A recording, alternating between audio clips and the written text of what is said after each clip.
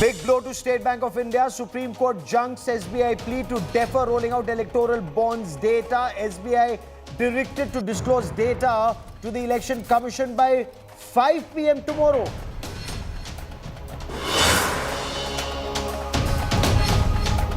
Two new election commissioners to be named in 4 days by a three-member panel led by Prime Minister Narendra Modi. Sources say Lok Sabha dates will not be announced till vacancies are filled.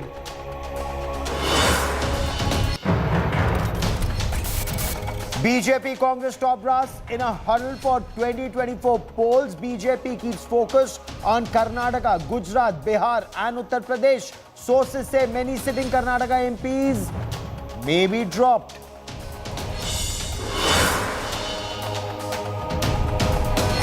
Big Atmanirbhar defense boost for India. Prime Minister Narendra Modi announces mission Divyastra, the first flight test of Made in India Agni 5 missile with MIRV.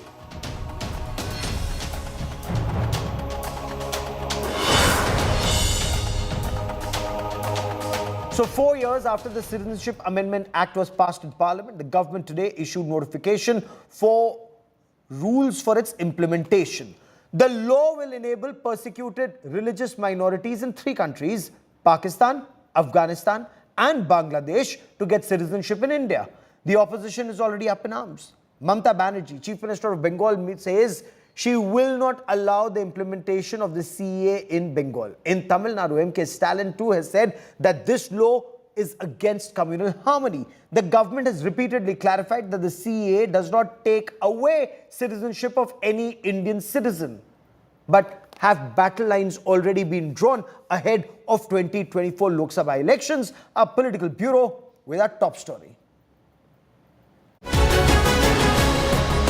Weeks before India heads into crucial general elections and 4 years after it was passed in the parliament, the Modi government has notified rules for the Citizenship Amendment Act. CAA grants Indian citizenship to refugees who came to India before December 31st, 2014 on religious grounds. It covers 3 neighboring countries, Afghanistan, Pakistan and Bangladesh, and includes 6 minority communities: Hindus, Sikhs, Buddhists, Jains, Parsis and Christians. অসংখ্য মানুষ যারা রয়েছে ধর্মীয়ভাবে প্রতারিত হয়ে যারা ভারতবর্ষে এসে আশ্রয় নিয়েছে তাদের প্রত্যেকের জন্য এই আইন অত্যন্ত ফলপ্রসূ হবে এবং এই আইন নাগরিকত্ব দেওয়ার আইন, একটা লোকেরও নাগরিকত্ব এই আইনের মাধ্যমে যাবে না। While the government has assured that CAA will not take away citizenship of any Indian citizen, Mamata Banerjee was the first to oppose the law.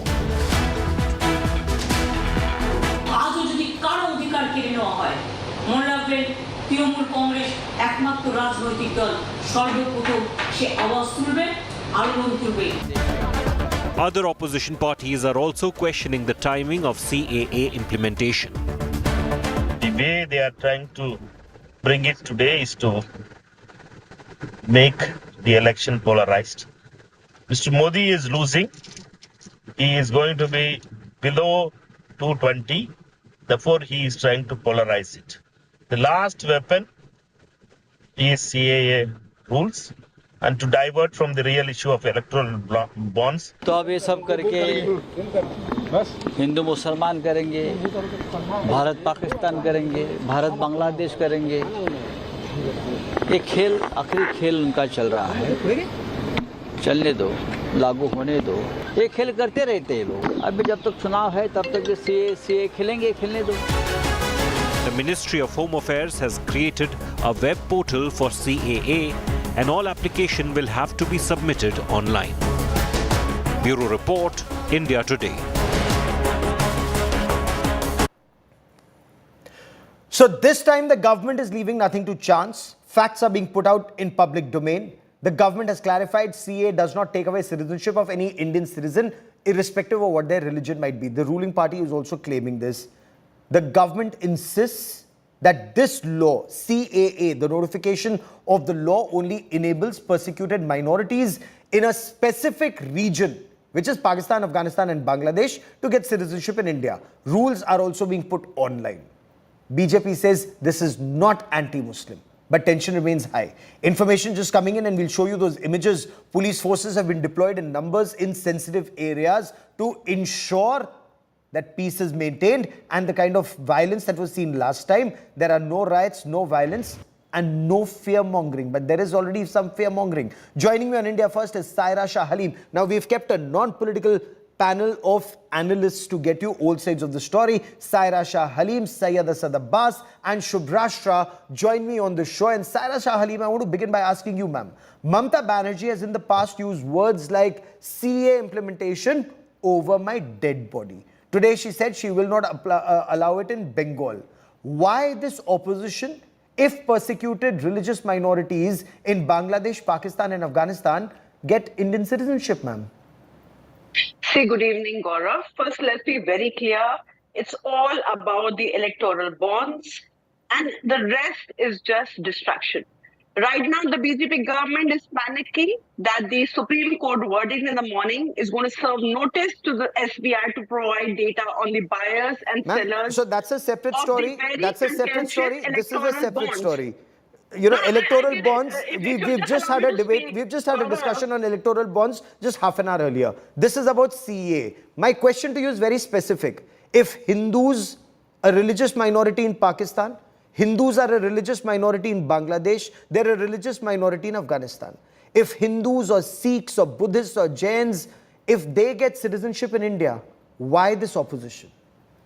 See, firstly, Gaurav, this is a violent violation of the Constitution of India, Article 14, because here it amounts to defining who a persecuted community is based on religion. It is an open challenge to secularism. It is an open so if challenge Hindus to are being discriminated in Pakistan, it's secularism of India that is challenged. Gaurav, if you could kindly allow me to finish and then we can, debate over this. Because here, it is very clear that the Sangh Parivar has nothing but a communal agenda. And it is completely disregarding every other community aside the 6 communities that are mentioned in the very contentious CAA. Tell me, aren't the Ahmadiyya Muslims a persecuted community? Are Ahmadiyyas, they are considered Muslims. Ahmadiyyas are considered Muslims. Gaurav, it will get very difficult if you'll not allow me to talk just for a minute. Because here, the Kerala government has very categorically said that the Citizenship Amendment is a discriminatory act which is resorting to relegate the Indian Muslims to second-class citizens. How? Because here, it's very apart, because here there are 6 communities that are mentioned who are the persecuted community, and it is a violation in Pakistan, Bangladesh and Afghanistan. I'm just clarifying for the benefit of our viewers. So I hope our viewers understand that the Ahmadiyya community in Pakistan is a persecuted community. So you want Ahmadiyyas to get Indian citizenship? I'm saying anybody is not about the Ahmadiyyas, Gaurav. It's about any persecuted community from any faith, any religion. If they apply for asylum or citizenship of India, it should be given without debating on the community. Why is one particular community not included in the ambit, of the CAA? That is the main contention. And here, just before the 2024 general election, the government announced Shubhrashtra, respond. This is discriminatory. It is anti-Muslim. It makes Indian Muslims second-class citizens, is Saira Shah Halim's contention. Gaurav, a couple of points. To begin with, this entire act has a context. The context goes beyond, Mr. Modi becoming the Prime Minister in 2014. This has a context way, way back in history. That's point number 1. Point number 2, this act, I want to understand how is it against Indian Muslims in the very first place? We are saying that we are a democracy. We are saying that as a democracy, we have chosen a set of, people to rule, make policies in this country. Those set of people very democratically brought in this act. And this act has laid out certain provisions for religious minorities in the said countries that you've been, time and again you've been mentioning them. If Saira Shah Alim feels that Ahmadiyya Muslims are persecuted in Pakistan and they apply for Indian citizenship? Well, they can apply for Indian citizenship. It's not like they cannot. Indian government is not asking Ahmadiyya Muslims to just stay away. It is just giving preference to these particular No, but minorities. why hasn't it mentioned Muslims is the point that Saira Shah Halim has raised. Why does it choose to leave out Muslims? If No, it doesn't choose to leave out. This is Gaurav, anti-Muslim. let me correct you. Let me correct you. It says minorities in these particular countries. Now, aren't Ahmadiyyas not? No, no, no, no, Are no. Ahmadiyyas not Muslims? They're very specifically, Saira herself says they are there's 6 Muslims. communities that are There is a- mentioned there.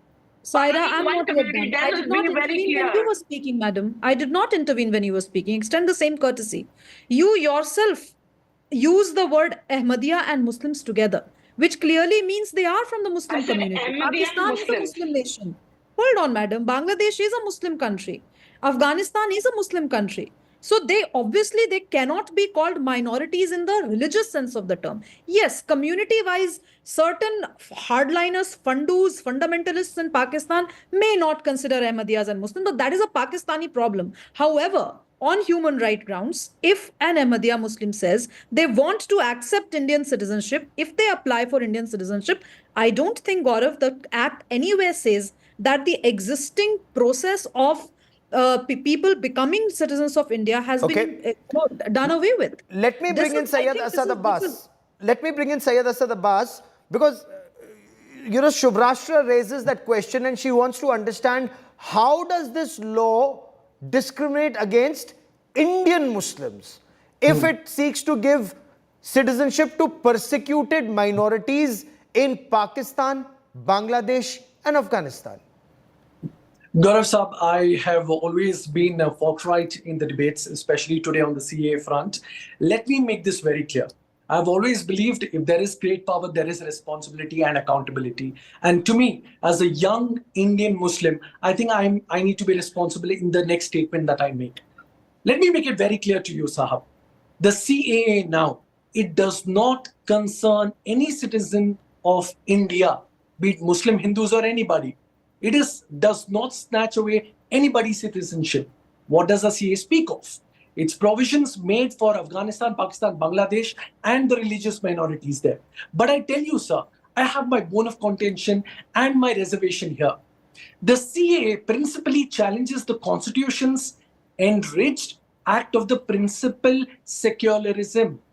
The fact why is religion becoming a participle or a test of giving citizenship? That is precisely. Also, as a matter of fact, when we've mentioned about Hazaras, Ahmadiyyas, and Shias, let me tell you, they are not even considered Muslim by Pakistan. They're the most persecuted, I would certainly say. There hasn't been provisions in the same CAA. There are provisions of asylum, but that has existed over the long time. Why in the CAA we don't have the mention of the same? Not just that. There are my Hindu brothers. Why don't we have mention of Sikhs? Of course, there's mention of Sikhs. There's very specific mention of Sikhs, sir. But I want to stay on the specific aspect that you have raised. You have raised a very fine point, and I want to get back to Saira Shah Halim. Saira Shah Halim, Syed Asad Abbas very rightly points out that CAA does not discriminate against any Indian Muslim. So I again want to come back to that point. Why are some Indian Muslims or some others up in arms? I want to understand specifically on CAA, Saira Shah Halim, that when it does not discriminate against any Indian citizen and wants to give citizenship to persecuted minorities, it's a very specific act. Why this objection? Gaurav, firstly, let me make it very clear. It's not the Indian Muslims who are protesting against a very divisive CAA. It's any peace-loving, secular, law-abiding citizen of India who has a problem with CAA, because it is very clear that the government of the day kept the CAA pending for 4 years. And just before the general election, the Modi government decides to test the waters and make a large attempt on religious polarization by implementing the CAA, a law that recognizes citizenship based on religion. So tell me, isn't that I'm sorry. If a Muslim is persecuted in Pakistan, That is Pakistan's problem. You know, Pakistan will deal with it. There are multiple countries that will deal with it. I want to understand, how does that impact elections in India? If Hindus, Sikhs, Parsis, Jains, you know, these are religions that have originated in this land. You'd appreciate that. You will appreciate that. Definitely, I appreciate it, because, like I said, I believe in diversity and inclusion. But here we also need to call out that once a bill's implementation has been done for 4 years, then definitely, this will be under the scanner that just before the general election, this is being announced. So let me ask you one thing very clearly. Has the Ram Mandir issue kind of fizzled out? Isn't that like a trump card for the general election? Because I feel right now the BJP is sounding very inconfident. It's sounding very underconfident, because it's then the opposition should be very happy. Then if the BJP is not confident, the opposition should be very happy. No, so you know, that is why I want to understand this, and I want to take this to Shubhrashtra. The timing, Shubhrashtra, is being questioned. The timing is being questioned that this implementation takes place just weeks before announcement of elections, and Saira Shah Halim insists that the BJP is not confident. In fact, Manikam Tagore of the Congress party, he went on record to say that the Modi government will stop at 220. Ab ki baar 400 par is all, according to the Congress, just psyops. They will stop at 220. That's why in their desperation, they've brought CAA implementation just now. I think it's good news for the opposition if that's the case, and I hope the opposition stops campaigning altogether, because the BJP is so jittery that it will win the national elections. I think opposition should just hang its boots and say that, well, we are totally coming in majority, and I think we should also get done away with this election hullabaloo then. But hopefully the opposition has some sense and will not campaign from here on, considering the fact that they have been underscoring the point time and again that the timing of the notification is suspect, that BJP is doing it because it doesn't have its house in order with respect to development. I really wish all these opposition's claims are correct, and we have a new government at center which is ruled by, I don't know who, maybe Rahul Gandhi, maybe Mamata Banerjee, maybe Arvind Kejriwal, whosoever. But moving beyond the politics of this, Gaurav, let me tell you, at whatever point in time this notification was to come, the same kind of banal arguments would have been made that have been made right now. Right now, the conversation is about general elections. If it was done a couple of months after general elections, there would be Maharashtra Assembly elections in questions. Post that, there would be Assam elections in question. Post that, there would be Bihar elections in question. So we are until and unless we have a one nation, one election policy, some or the other big state election would always happen. Okay. So people from the opposition will always have this argument ready. Syed Asad Abbas, so is the BJP doing vote bank politics, or are those opposing CAA actually doing Muslim appeasement politics, as some in the BJP question? I'll tell you what's happening in our country, Gaurav Sab. As a matter of fact, Shubhrashtra ji made this point that one nation, one election. Well respected ma'am, there is a democracy and we'll come to it. The fact we need to understand, Gaurav Sab, let me admit on your show, there has been persecution. Many of my Sikh brothers that I spoke of who were from Pakistan, yes, there has been attacks on the Gurudwara. There is no doubt about it. No Indian Muslim, mind you, will not want a Sikh brother, a Hindu brother, or any of the minorities persecuted. But the question remains, why is the participle here religion? Why is religion a test of citizenship, whereas our constitution speaks of being secular? How can a secular constitution, a bill, a law be made on religion front? Also, as a matter of fact, Gaurav Saab, let me tell you, I was on another show where I learned there are Hindu brothers raped and killed in a place called Nangyan Shah in Bangladesh by the Rohingyans. Why no citizenship for them under CA? Why no citizenship for the Sri Lankan Tamil Hindu brothers? That is not talked about. Nepal is not talked about. Myanmar, no. Selectively, you choose 3 Islamic countries. Okay. Why, Shubhrashtra? Could you please answer me why? Quick 30-second clarification. Why pick out only 3 Muslim countries, Pakistan, Afghanistan and Bangladesh? Well, Gaurav, why pick out 3 Muslim countries? Because these are the countries that surround us. These are the countries from whom we receive maximum amount of applications. A simple RTI query would have solved this. Myanmar, Sri Lanka, are you aware of Sri Lankan crisis, ma'am? Sorry? You know the number of Tamil Hindu brothers of ours who are being killed? And who are nothing being takes away persecuted. from their seeking As I said, citizenship in Syed, India you need to either. really Those file are an facts. RTI to figure out, make a comparative analysis of it. It's out there in the Irrespective, they are open. There's humans a, too. you know, you can They are actually humans publish too, a and white it's a paper large on it. number. Let's talk numbers, large Of numbers, course, and we are how many talking numbers. numbers. No, Syed, please understand. You say large numbers. I would say those numbers are cannot be compared to the numbers that come from these three So countries. does it make Why less don't you And it file an doesn't RTI? stop them No, from let's do one seeking thing. citizenship of India anyways. But again, that aspect, will this lead to the kind of agitation? You know, when people say, if you have an issue, you can protest, but you cannot resort to violence. There cannot be riots. That's very clear. And if there are riots, the government, of course, insists that strong action will be taken. If there are issues, go to courts of law. We'll be tracking that story very, very closely. To all my guests, many thanks for joining me. Up next, Elections Unlocked with Rajdeep Sardesai. Stay with us.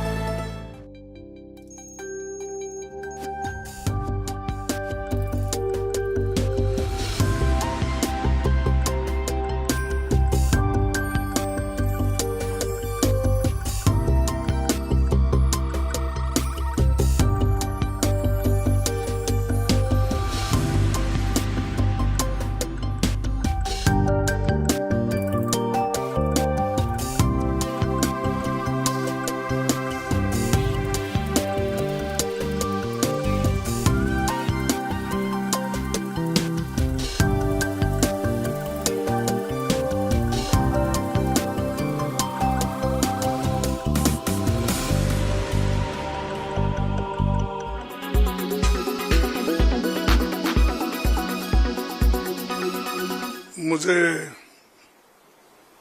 बड़े दुख के साथ कहना पड़ता है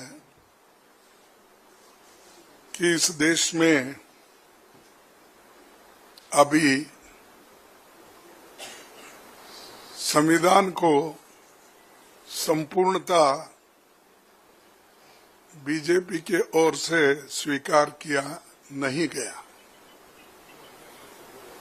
और वो बार बार RSS, BJP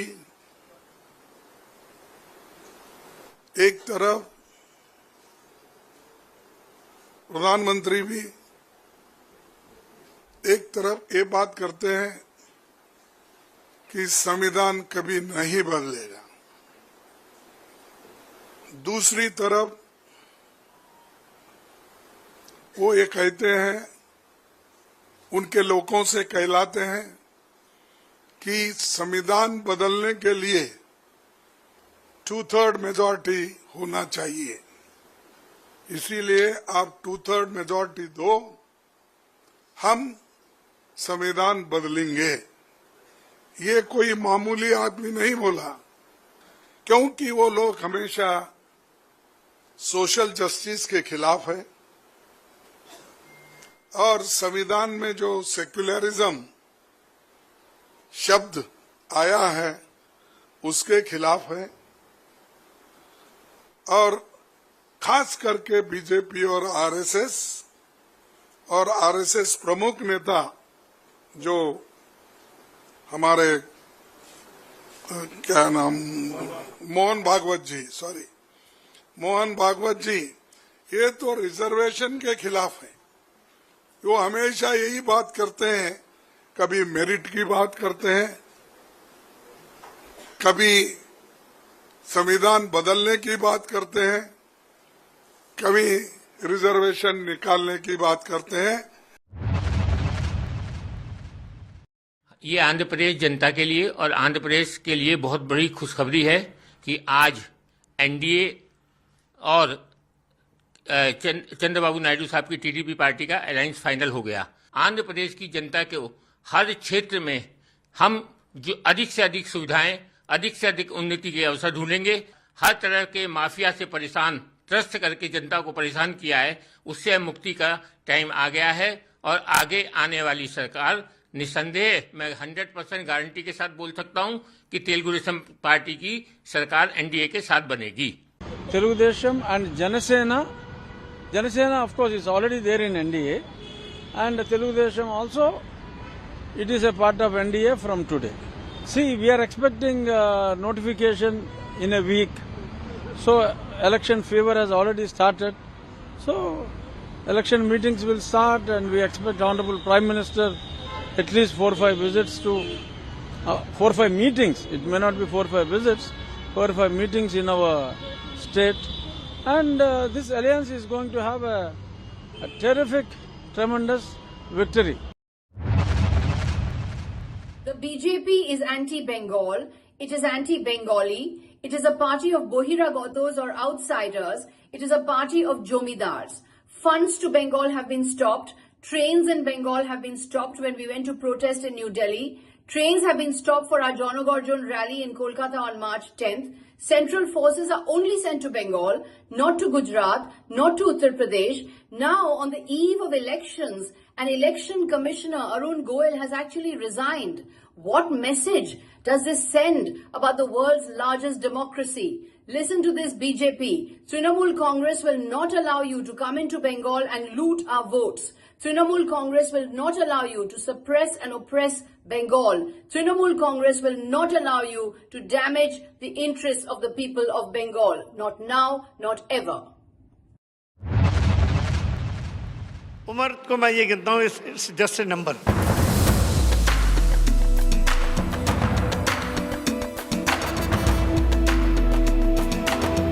Age is just a number when your heart beats for fitness. 80-year-old Tirupati Singh's commitment to gymming has won praise from even Virat Kohli, who shared videos of him working out. मेरे Instagram पे मुश्किल से 1400 या 1500 follower थे जब विराट कोहली ने follow किया. विराट कोहली ने मेरी एक स्टोरी शेयर की अपने पेज पर, और 2-3 घंटे बाद एक स्टोरी और शेयर करती, 2 स्टोरी शेयर की. फिर देखा देखी उनकी वाइफ ने भी उसी दिन 2 स्टोरी शेयर कर दी. वो 4 स्टोरी ने ये हाल था कि अगले दिन 10,000 मेरा फॉलोअर बढ़ चुका था. Tirupati Singh, who now has 1.4 million followers on Instagram, narrates how his fitness journey began. मेरी कोई टम्मी बढ़ गई थी, तो मुझे किसी रिश्तेदार ने टॉर्च मार दी. वो बात मन को कहीं खटक गई. बस बाजार में गए, 2 टी-शर्ट 2 निक्कर खरीदी, अगले दिन से दौड़ना शुरू कर दिया. Tirupati says a healthy diet is key to fitness. Tirupati Singh's commitment to fitness has inspired several people on social media. He has a message for those who still hesitate to take up physical exercise. उम्र को मैं ये गिनता हूँ, it's just a number. देखो, मरना तो सबको है, लेकिन अपनी सेहत के साथ खिलवाड़ करके मरना, मतलब तिल कर मरने से बेहतर है कुछ करके मरे. With Lalit Sharma, Bureau Report, India Today.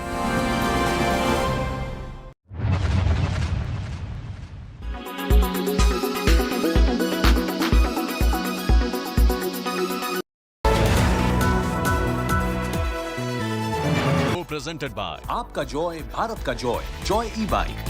Co-presented by Green Lam Laminates, कुछ मेरा कुछ तुम्हारा. Powered by MP Birla Cement Perfect Plus Concrete Special. Co-powered by Parul University, Vadodara, Gujarat.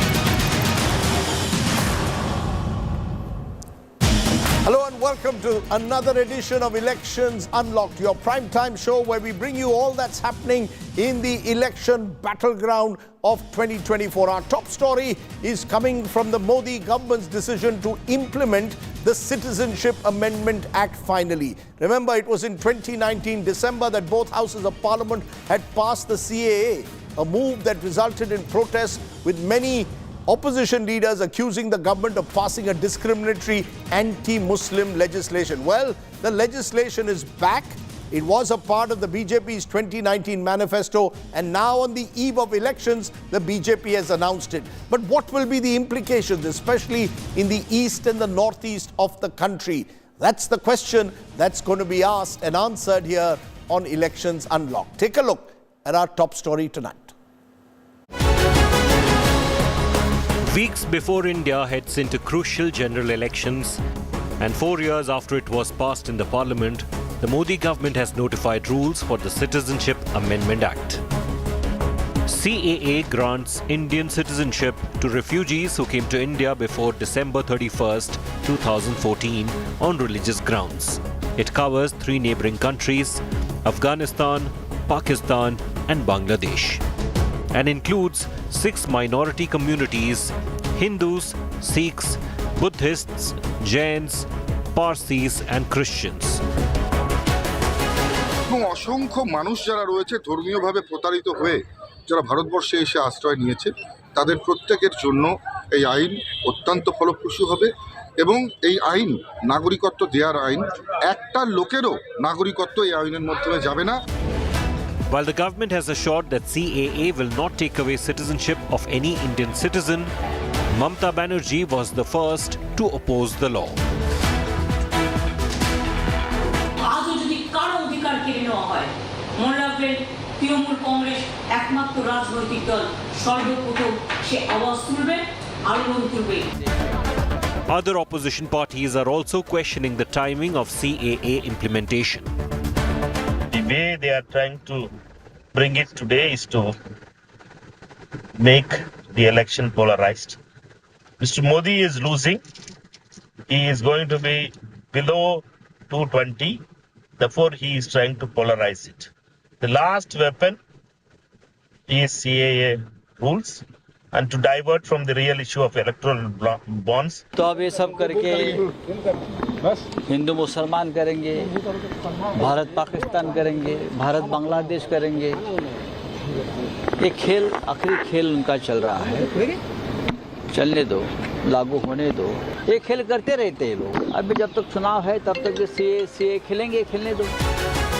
The Ministry of Home Affairs has created a web portal for CAA, and all application will have to be submitted online. Bureau Report, India Today.